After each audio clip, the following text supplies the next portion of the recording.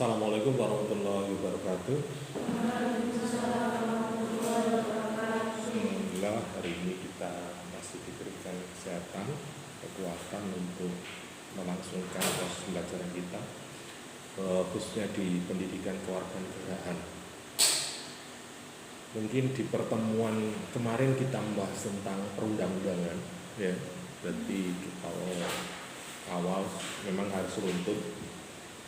Jadi kalau kemarin kita berbicara tentang bagaimana penjabaran dan konstitusi menjadi sebuah undang-undang, kemudian kita berbicara tentang hierarki perundang-undangan yang ada di negeri kita. Nah, setelah kita membicarakan tentang perundang-undangan, hari ini kita membahas tentang sistem pemerintah Indonesia. Ya. Sistem pemerintah Indonesia ini yaitu termasuk pelaksana daripada undang-undang. Jadi bisa juga yang merencanakan, bisa juga yang membuat, bisa juga yang menetapkan, sekaligus juga sebagai pengawal atau penegak daripada pelaksanaan undang-undang yang ada di negeri kita. Ada yang bawa reputasi itu? Sudah, pinjam. Oke.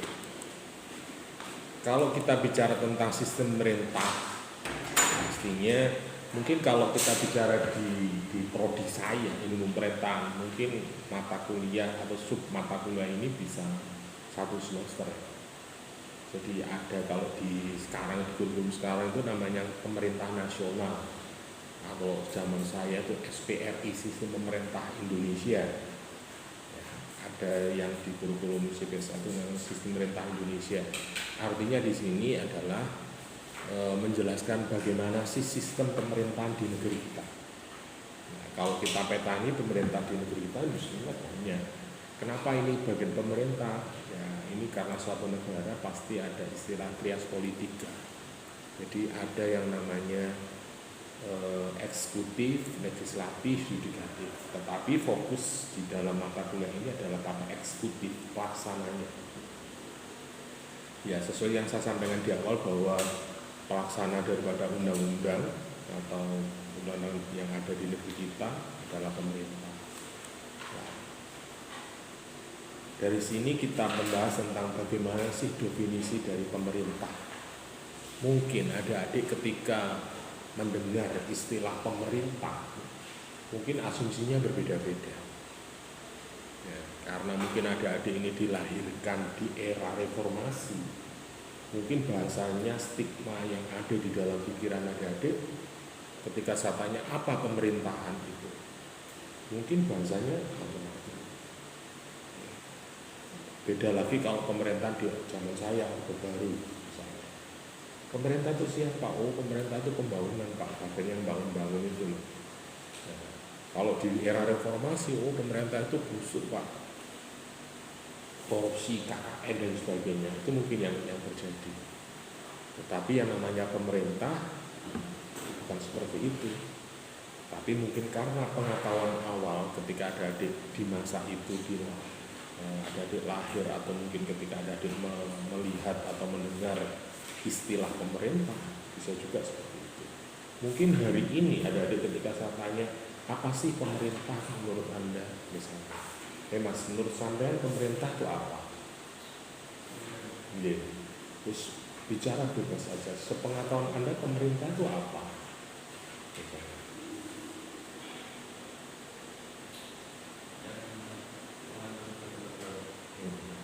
Oke, bisa juga. Mungkin yang cewek apa pemerintah menurut Anda? Silahkan bebas saja, nanti kita simpulkan. Ada yang berpendapat, monggo silahkan. Apa pemerintah itu? Ada yang bisa? Mosok gak ngerti deh? Iya, monggo. Seseorang yang memiliki wewenang untuk membuat kebijakan, aturan, dan larangan yang diterapkan kepada masyarakat. Oke, bisa juga seperti itu. Oke. Tadi Mas mengatakan bahwa pemerintah itu penyelenggara daripada kegiatan suatu negara yang isinya adalah pemerintah. Yang satunya tadi menjalankan sebuah kebijakan, membuat sebuah kebijakan di dalam suatu negara atau pemerintah. Oke.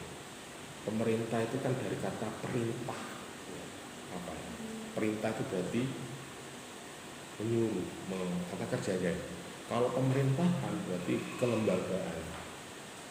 Itu kalau di dalam struktur bahasa. Tetapi definisi pemerintahan menurut Estin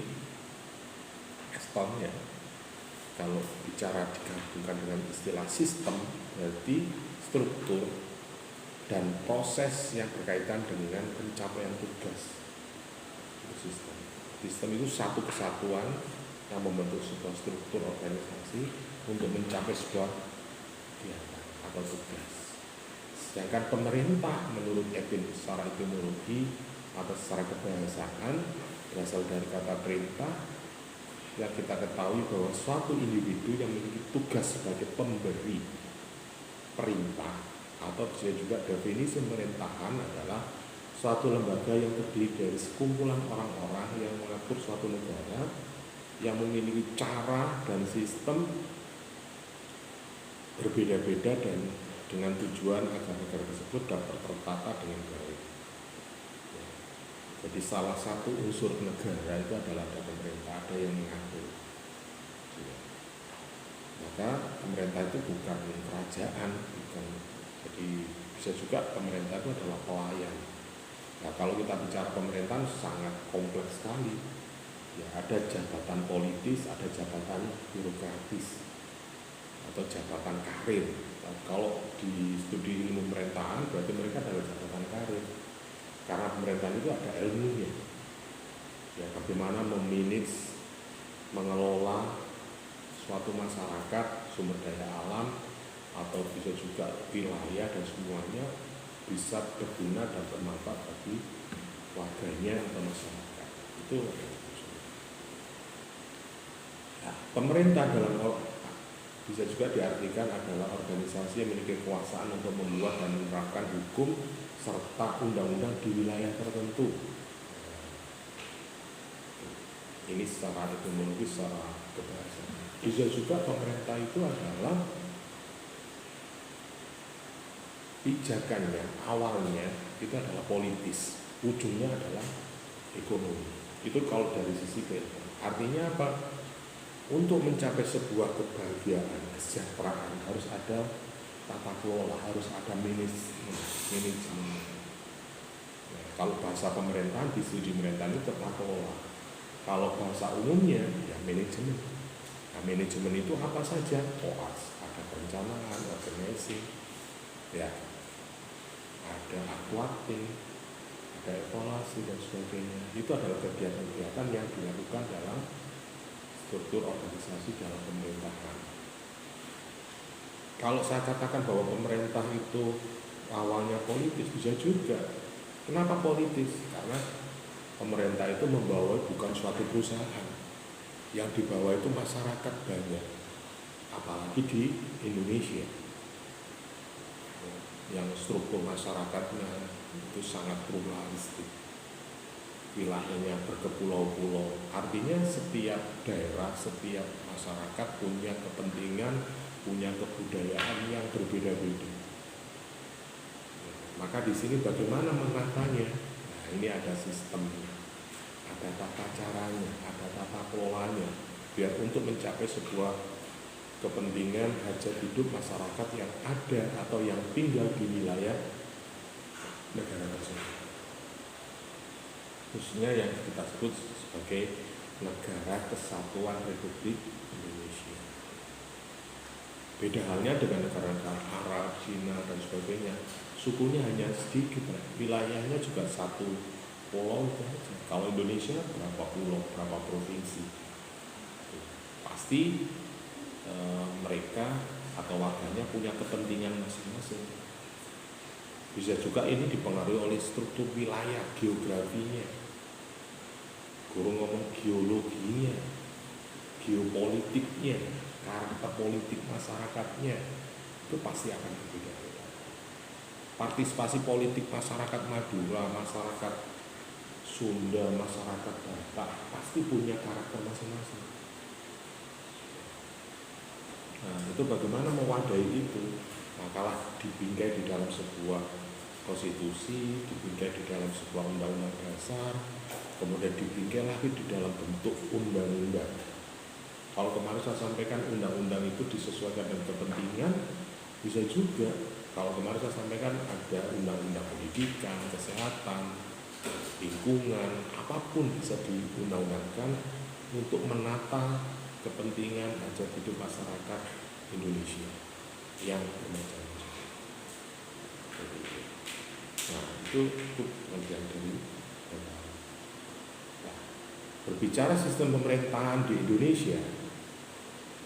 Ini ada dua sistem yang pernah dilaksanakan di negeri kita. Kalau yang umum di zaman Orde Lama itu ada istilah sistem pemerintahan parlementer. Parlementer ini pemerintah yang berpusat pada parlemen atau legislatif. Ciri-cirinya adalah anggota parlemen yang dipilih rakyat langsung melalui pemilu. Jadi anggota legislasi itu dipilih langsung dari masyarakat. Anggota dan pimpinan kabinet dipimpin oleh Perdana Menteri yang dipilih oleh parlemen. Kabinet bisa bertahan jika mendapat dukungan besar dari parlemen. Parlemen dapat membubarkan kabinet, kemudian Perdana Menteri berfungsi sebagai kepala negara dan kepala.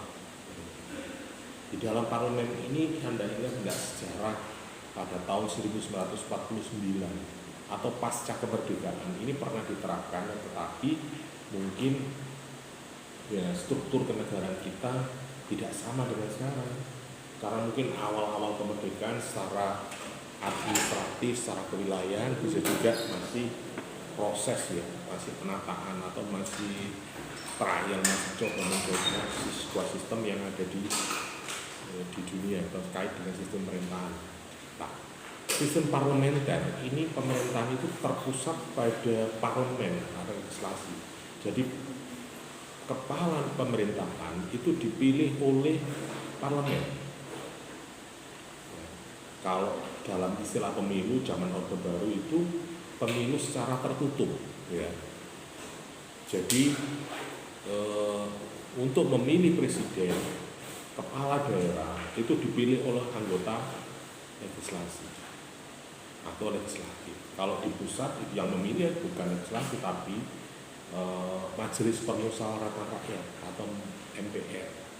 Yang dulu itu istilahnya anggota DPR juga anggota MPR. Nah ini seperti itu. Jadi penyelenggaraan pemerintahan itu berpusat pada parlemen atau DPR. Beda dengan sistem presidensial. Kalau presidensial itu berpusat pada presiden. Presiden sebagai kepala pemegang kebijakan administrasi mempunyai fungsi terpisah dengan parlemen. Presiden sebagai kepala pemerintahan, sebagai tempat kaderisasi jabatan karir. Artinya kalau presidensial itu ada pemisahan secara jelas. Jadi parlemen itu sebagai mitra.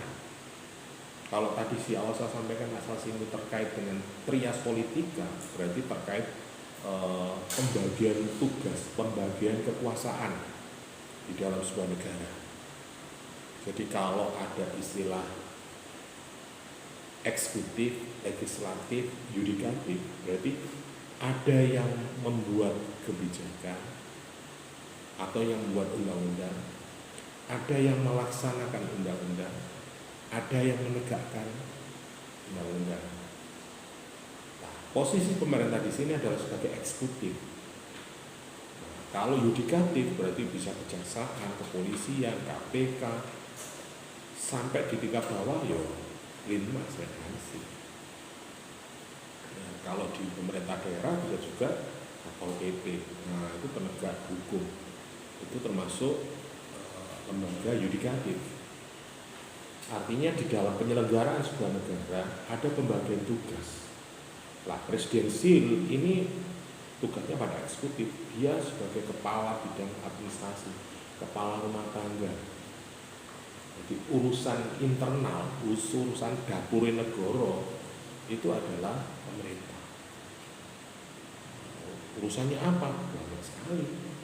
Ya bisa pendidikan, kesehatan, kebudayaan, pertahanan, ekonomi, sosial, hukum, banyak sekali. Nah, itu di bawah kekuasaan pemerintah. PSDJ kepala seorang presiden dan dibantu oleh kementerian. Kenapa harus ada menteri? Nah, menteri itu sebagai kepala bidang secara teknis yang membantu presiden dalam hal urusan sesuai dengan kompetensinya atau kemampuannya di bidang tertentu. Ada menteri pendidikan, menteri kesehatan, bidang kerja, ada menteri pertahanan dan sebagainya. Itu adalah di konsep presidensial ini. Nah, kepala negara pemerintahnya siapa? Presiden. Kalau secara umum presiden adalah presiden pelayan Indonesia, koordinator, ketua pelayan se-Indonesia atau pemerintah atau negara adalah presiden. Masyarakat adalah rajanya, tuannya sebenarnya. Presiden bukan raja, kepala pelayan sebenarnya. Itu hakikatnya. Tetapi mungkin karena kebudayaan kita berbasic atau berdasarkan kebudayaan kerajaan, maka menganggap bahwa presiden adalah seperti raja. Pemerintah itu punya kekuasaan memaksa secara sah, seperti halnya hukum. Ya. Karena ada undang-undangan, maka undang-undang itu kekuatannya memaksa secara sah. Jadi kalau misal ada undang-undang, ada kebijakan yang mungkin barangkali ada sebagian masyarakat yang setuju atau tidak, sesuai atau tidak, kalau itu sudah menjadi undang-undang, kalau itu sudah menjadi sebuah kebijakan, maka pemerintah berhak untuk melaksanakan. Perkara Anda tidak terima atau tidak, urusan belakang. Yang penting undang-undang kebijakan itu dijalankan. Kenapa undang-undang ini dijalankan? Pasti ada proses politik di mana untuk memutuskan kebijakan itu ditetapkan, sehingga kebijakan itu mau tidak mau harus dijalankan. Misalnya, kenapa sih setiap pengendara roda 2, motor roda 2 harus pakai helm misalnya? Padahal Anda sudah pakai hijab, sudah pakai topi, sudah pakai kopiah, sudah pakai sorban, sudah pakai belangkon dan sebagainya. Tapi kenapa harus pakai helm? Belangkonnya harus dicopot, kopiahnya harus dicopot, topinya harus dicopot, harus pakai helm. Kemudian kalau terjadi sebuah kecelakaan, yang sakit juga individu mereka sendiri. Tetapi karena ini sudah menjadi sebuah aturan lalu lintas, maka setiap warga negara yang mengendari kendaraan bermotor harus menggunakan helm yang berstandar nasional atau SNI. Kalau tidak dilaksanakan, pemerintah berhak untuk menindak atau menilang, tindak langsung. Entah itu kena denda atau bisa juga itu pemerintah. Ini tugasnya. Kemudian kalau kita lihat sebagai pemerintah itu sebagai tempat kaderisasi, tadi saya sampaikan bahwa di dalam pemerintah itu ada jabatan politis, ada jabatan karir. Kalau jabatan karir itu sampai kepada sekretaris daerah, sekretaris pemerintah atau menteri atau sekretaris negara. Nek jabatan politis bisa juga mulai dari kepala desa, bupati, gubernur, presiden, bahkan yang terakhir ini adalah kementerian, itu jabatan politis. Seharusnya menteri itu bukan jabatan politis ya. Ini yang terjadi di akhir-akhir pemerintahan kita. Ya kita kalau bicara sistem pemerintahan, ya ada parlementer, ada presidensial, ada mungkin yang sekarang ada bilingual, gabungan antara parlementer dan presidensial. Tapi yang terjadi sekarang bisa juga menteri itu sekarang menjadi jabatan politis. Padahal seharusnya menteri itu adalah jabatan karir. Misalnya Anda ahli di bidang kesehatan, baik di terapan maupun akademisi misalnya. Maka Anda bisa untuk menduduki entah itu di praktisi yang Anda menjadi praktek atau menjadi struktural di manajemen tata kelola bidang kesehatan, entah itu di dinas kesehatan, di puskesmas atau di Polinda dan sebagainya, atau bisa juga di dinas kesehatan misalnya, atau bisa juga sampai menjadi menteri kesehatan. Itu kan berarti jabatan karir sebenarnya. Tetapi karena pelaksanaan daripada kementerian di negeri kita itu terjadi koalisi, tidak ada pemenang pemilu yang dominan, maka setiap pencalonan kepala negara, kepala pemerintahan itu didukung oleh berbagai macam partai. Akhirnya ada pembagian kekuasaan dari koalisi partai itu, sehingga jabatan-jabatan menteri itu bisa juga diberikan kepada partai-partai pendukung daripada presiden yang mendapatkan kemenangan atau terpilih menjadi seorang presiden. Seperti halnya pemerintah Jokowi sekarang misalnya, koalisinya partai apa saja, ada Nasdem, ada PDI, ada Golkar, ada Perindo, semua menduduki jabatan strategis di pemerintahan, khususnya di kementerian. Bahkan sampai yang dulunya bukan ahlinya bisa jadi menteri misalnya. Kayak Sandiaga Uno misalnya, itu diusul dari partai mana? Kayak Menteri Menko Perekonomian Dr. Airlangga Hartarto misalnya, dia adalah ketua partai Golkar yang kebetulan di basic keilmuannya adalah ekonomi, tetapi bidang kementerian atau koordinator bidang perekonomian kepala atau dijabat seorang Dr. Airlangga Hartarto yang setiap harinya adalah sebagai ketua partai Golkar. Nah, itu entah itu akan jadi sebagai donasi partainya atau mungkin bisa juga karena kompetensi dari kementerian itu dan ekonomi.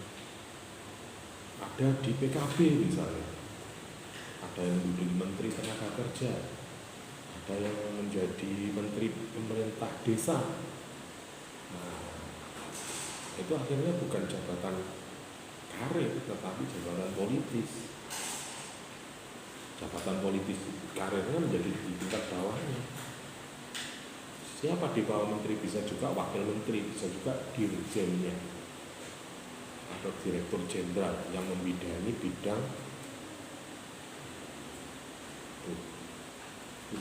itu perjalanan dari sistem pemerintahan yang terjadi sekarang. Ya, kalau disatukan di sini secara teori seperti ini, tetapi konteksnya di lapangan bisa juga ini berkembang sistem pemerintahan itu. Ya, dulu istilahnya kepala negara itu beda, kepala pemerintahan beda. Kalau dalam parlementer seorang perdana menteri itu juga kepala pemerintahan, juga kepala negara. Kalau bicara kepala pemerintahan berarti dia kepala pelayan, kepala urusan administrasi rumah tangga di negeri kita ini. Artinya itu adalah urusan internal. Kalau kepala negara berarti urusannya adalah eksternal, mewakili negara kita dengan negara yang lain ketika ada acara di luar negeri, itu kepala negara. Nah, ini proses yang ada di negeri kita seperti itu. Presidensial dan parlemen ini pada Undang-Undang Dasar 1945 sejak dulu menganut sistem pemerintah presidensial. Salah satu ciri pokoknya presiden bertanggung jawab pada MPR sebagai kepala negara. Itu pada zaman Orde Lama. Nah, sekarang itu sebagai supremasi hukum. Itu kalau dulu di zaman Orde Lama, Orde Baru itu adalah Majelis Permusyawaratan Rakyat. Kenapa dikatakan Majelis Permusyawaratan Rakyat? Sebagai cerminan warga Indonesia yang diwakili oleh seseorang yang terpilih menjadi anggota MPR atau DPR ketika itu. Bahkan sampai sekarang Padahal sekarang supremasi hukum, lembaga tertinggi negara itu tidak ada. Yang tertinggi adalah hukum, Undang-Undang Dasar 1945. Nah, MPR bagian apa, Pak? Nah, itu lembaga tinggi negara. Kenapa ini kata lembaga tinggi negara? Sekarang itu ada yang namanya DPD, yang dulu Dewan Perwakilan Daerah itu masuk di dalam MPR menjadi sebuah fraksi putusan daerah. Sekarang berdiri lembaga sendiri. Artinya di dalam negara kita sudah tidak ada yang namanya lembaga tertinggi. Yang tertinggi adalah hukum. Perannya apa lembaga tinggi negara itu sesuai dengan tupoksinya? Kalau dia sebagai majelis permusyawaratan rakyat, berarti dia mewakili bangsa Indonesia dalam konteks kenegaraan.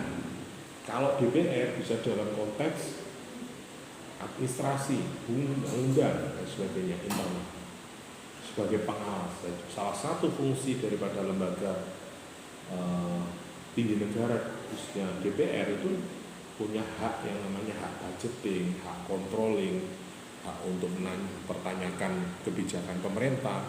Itu adalah DPR. Pertanggungjawaban presiden kepada siapa? Pada masyarakat. Melalui apa? Melalui MPR. Sebagai perwujudan majelis, sebagai perwujudan negara. Nah, ini pertanggungjawabannya yang sampai dewi-dewi, ya kemarin aja. Nah, MPR yang merupakan lembaga tertinggi sebagai semua hukum presiden. Ini artinya dulu seperti itu. Bisa memperhatikan presiden sebagai di tengah masa jabatan karena dituduh melanggar haluan negara. Nah, dulu MPR itu punya hak untuk memberhentikan presiden. Karena dulu adalah ketika zaman Orde Baru, MPR itu memilih presiden.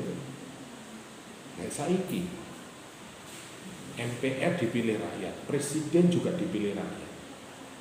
Andai kata MPR misalnya punya mosi tidak percaya kepada presiden, ada pemakzulan, ada tuduhan melanggar undang-undang negara dan sebagainya, kalau itu misalnya mau memberhentikan, ya akhirnya nggak bisa. Sama-sama punya senjata, punya pedang masing-masing. Misalnya MPR menyatakan presiden bersalah, presiden melakukan kolusi, nepotisme misalnya. Maka dengan ini MPR menyatakan presiden untuk diberhentikan. Tuh, kalau presidennya sampai nanya memberhentikan saya ini dipilih rakyat. Kalau sampai mau memberhentikan saya, tanya dulu ke masyarakat. Tanya dulu yang memilih saya menjadi presiden. Atau yang tanyakan dulu pada bos saya. Siapa? Rakyat.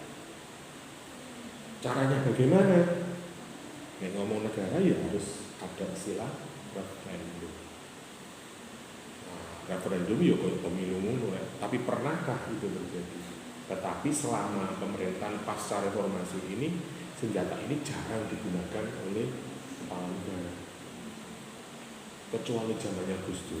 Wah, Gus Dur kan transisi ya, belum dipilih oleh rakyat. Mulai dipilih rakyat mulai zamannya SBY. Ya, gitu. Kalau misalnya Jokowi sekarang misalnya MPR mentang-mentang, ya udah bisa. Nah, kalau memang terjadi seperti itu ya harus ada referendum. Artinya masyarakat ditanya seperti pemilu. Ada pemilu menyatakan pendapat, masyarakat setuju nggak saya berhenti atau tidak. Tapi ini kan nggak pernah terjadi atau nggak pernah digunakan data ini. Karena mungkin kekuatan yang ada di lembaga legislasi dan lembaga di MPR itu adalah lembaga misalnya pemerintah. Karena presiden itu jabatan politis yang didukung oleh partai-partai koalisi. Bisa juga yang ada di parlemen itu adalah koalisi partai pendukung. Sehingga ketika ada mosi tidak percaya, nggak sampai pada putusan. Misalnya kalau sekarang didukung koalisi merah putih atau pemerintahan misalnya, jadi PDI dan sebagainya, Nah di parlemen ada sekitar 250 atau 300. Ketika ada voting ya pasti kalah. Yang mengusulkan untuk pemakzulan, untuk pemerintahan presiden, saya kira tidak akan berhasil. Pasti gagal di situ. Karena menganggap melawan dirinya sendiri, utusan partai, petugas partai istilahnya kalau sekarang terjadi. Nah, makanya supremasi hukum yang terjadi di lembaga tertinggi kita tidak bisa seperti yang teori yang ada di sekarang. Jadi presiden sekarang itu bisa juga sebagai kepala negara, bisa juga sebagai kepala pemerintahan. Intinya apa? Setiap ada pertemuan internasional, presiden mewakili sebagai atas nama negara. Kalau di istilah sistem pemerintahan kita, bikin parlementer atau presidensil, Nek presidensil berarti dia hanya mungkin sebagai kepala pemerintahan, bukan kepala negara. Nah, ini yang terjadi sekarang. Makanya ada istilah presidensialisme dan versus parlementer. Mengapa ini bisa terjadi? Ya karena perundang-undangan kita mengatur seperti itu. Mengapa ini terjadi ya? Karena pada tahun pasca reformasi ada namanya istilah amandemen, perubahan undang-undang, sehingga tugas dan fungsi presiden itu bisa menjadi kepala negara juga kepala pemerintah. Begitu juga struktur kelembagaan di negara kita, sehingga MPR itu bukan menjadi lembaga tertinggi negara, tetapi menjadi lembaga tinggi.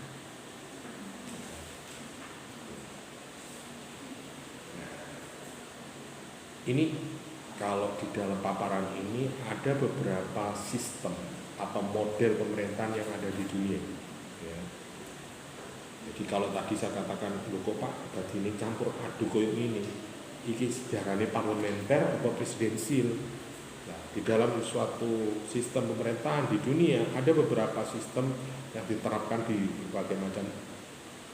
Di antaranya adalah sistem presiden yang ada di Amerika Serikat, parlementer di Inggris. Nah, ini sebagai simbol ya, negara-negara besar yang menjalankan sistem pemerintahan. Kalau di Amerika Serikat presidensial.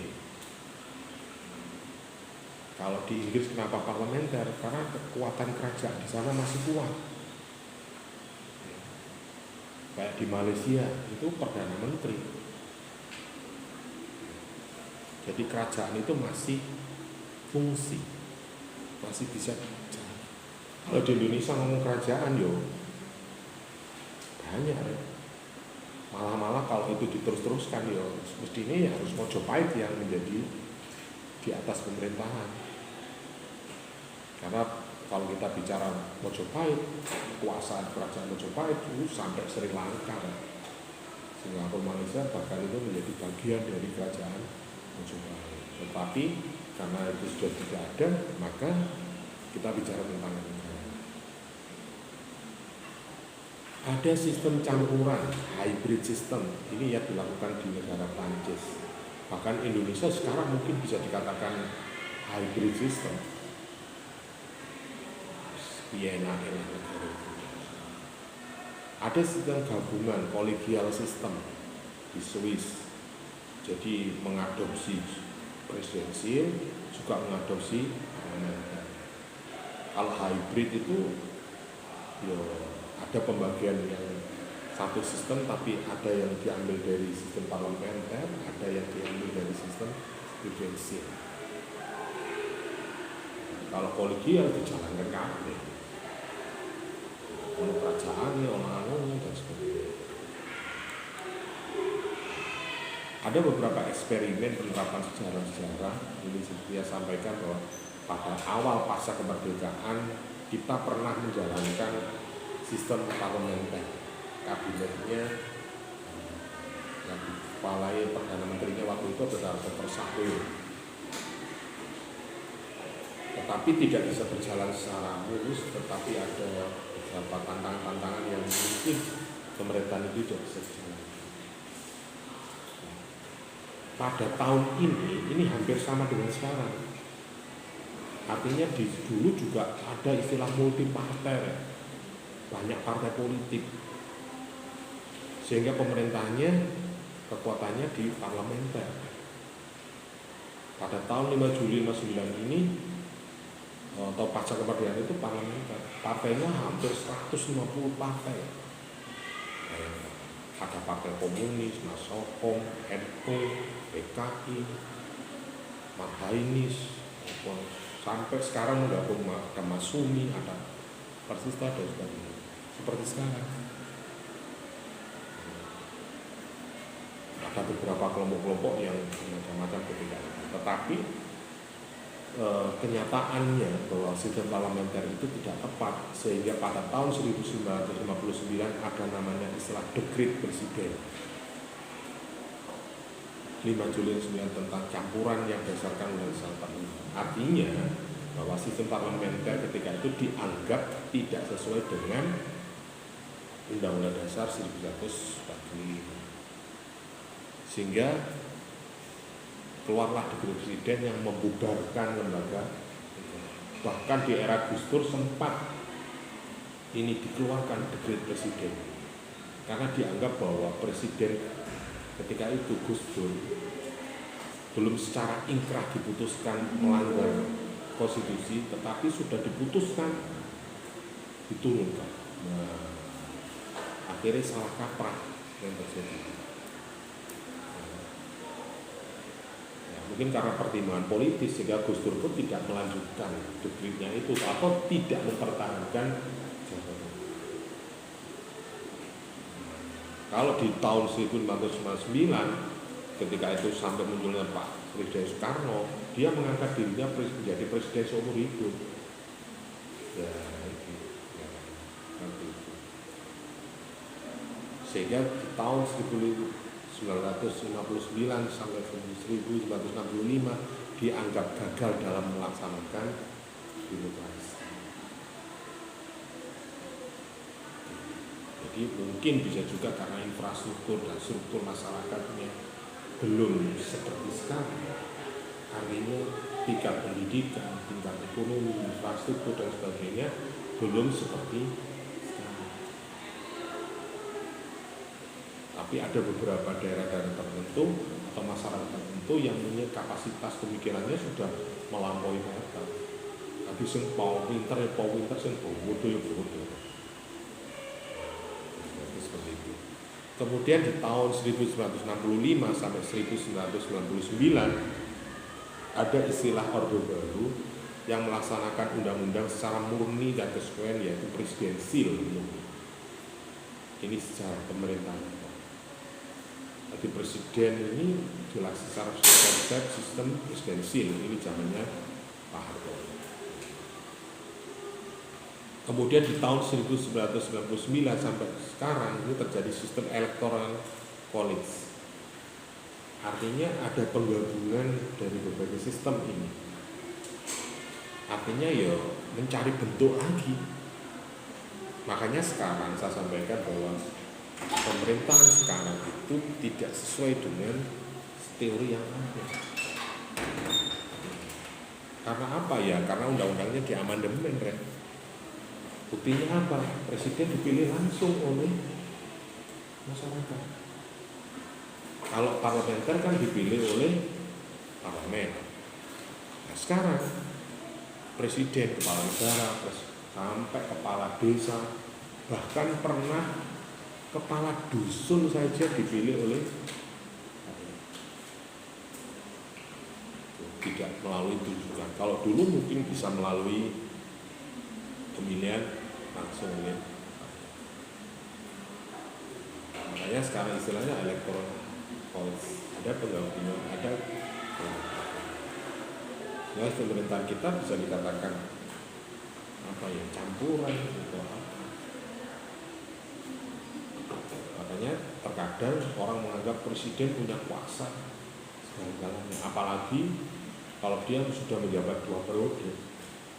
Coba Anda amati pada era sekarang, tahun politik sekarang, para kandidat calon presiden semua mendekati kekuasaan. khususnya presiden. Coba Anda lihat di baliho, ono gambare Prabowo ambek Jokowi, ono gambare Ganjar ambek Jokowi, kecuali Anies Baswedan. Enggak ada. Karena dia mungkin kepala daerah. Ya.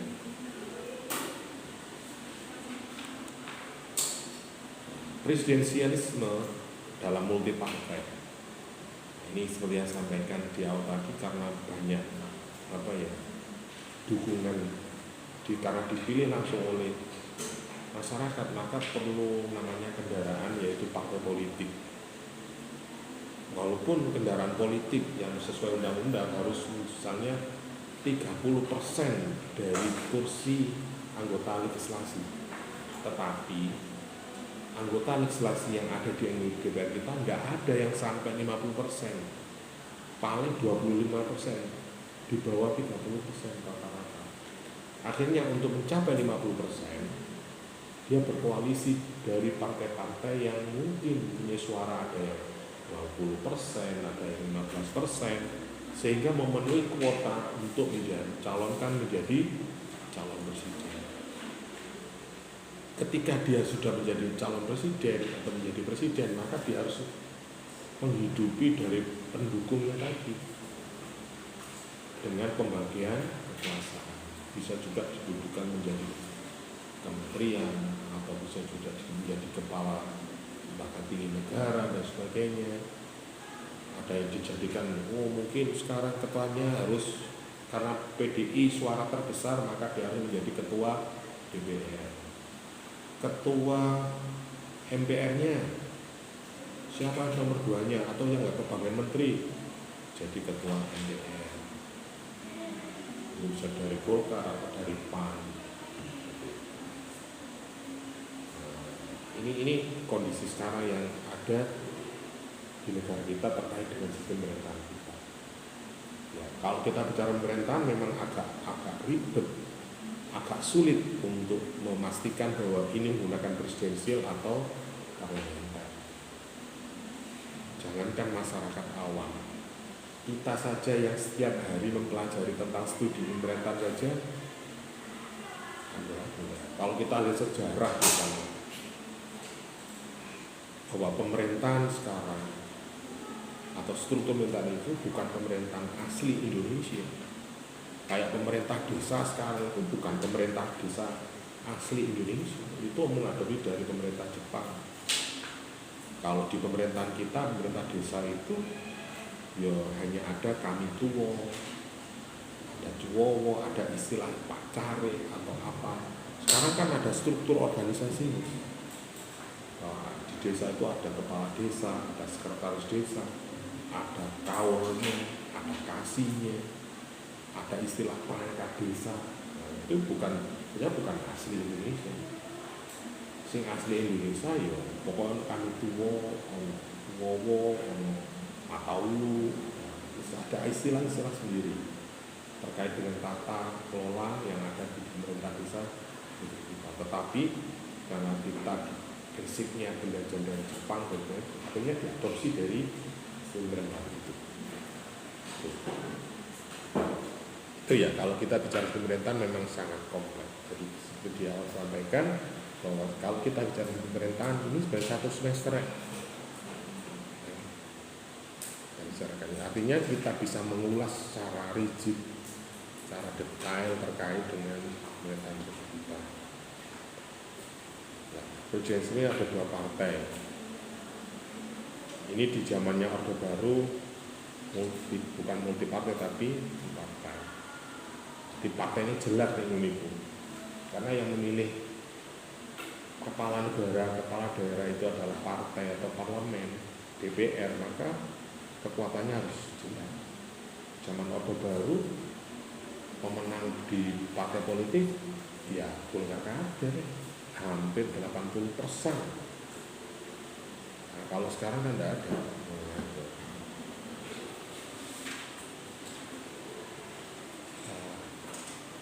Untuk menutupi kelemahan dari sistem presidensial, As-Siddiqi atau Pak Zimli As-Siddiqi mengusulkan ada beberapa hal yang harus dilakukan ketika untuk menepati sebuah sistem pemerintahan.